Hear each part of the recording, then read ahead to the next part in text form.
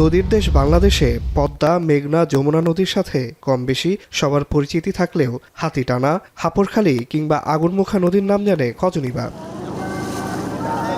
বাংলার বুক জুড়ে ছড়িয়ে আছে এমনই নাম না জানা অসংখ্য নদী। এই নদীকে ঘিরেই গড়ে উঠেছিল বদ্বীপ। কিন্তু স্বাধীনতার অর্ধ শতাব্দী পার হলেও সরকারি পর্যায়ে এখনও নির্ভুলভাবে নিরূপণ করা সম্ভব হয়নি দেশে নদ নদীর প্রকৃত সংখ্যা। মিল খুঁজে পাওয়া যায় না সরকারি বিভিন্ন সংস্থার হিসেবের মধ্যেও। দেশের নদ নদীর প্রকৃত সংখ্যা কত তা নির্ধারণে অবশেষে নড়েচড়ে বসেছে সরকার। ত্রুটি বিচ্যুতি সংশোধনের পর নদ নদীর সংখ্যার খসড়া তালিকা প্রকাশ করেছে পানি সম্পদ মন্ত্রণালয়। মন্ত্রণালয়ের তথ্যমতে খসড়ার হিসেবে নদ নদীর সংখ্যা এখন 1156টি।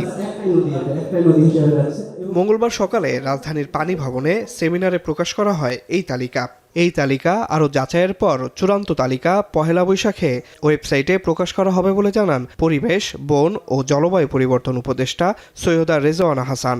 বলেন, বুড়িগঙ্গা, তুরাগ ও শীতলক্ষ্যা নদীকে অগ্রাধিকার দিয়ে দখলমুক্তে কাজ শুরু করবে সরকার। আমরা তিনটা মন্ত্রণালয় মিলে একসাথে বাংলা নববর্ষের প্রথম দিনে এই তালিকাটা চূড়ান্ত করে ওয়েবসাইটে দিয়ে দিচ্ছে, চূড়ান্ত তালিকা।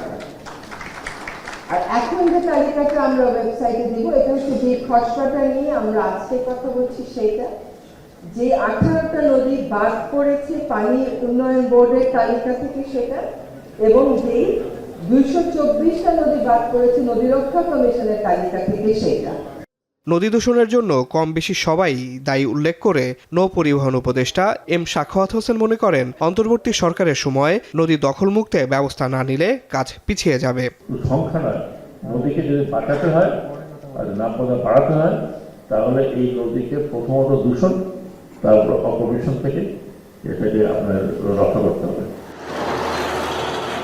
ঢাকার 21টি খাল দূষণ ও দখলমুক্ত করে একটি ব্লু নেটওয়ার্ক তৈরির পরিকল্পনা চূড়ান্ত করা হয়েছে বলে জানানো হয় সেমিনারে। আসিফ ইকবাল, এখন, ঢাকা।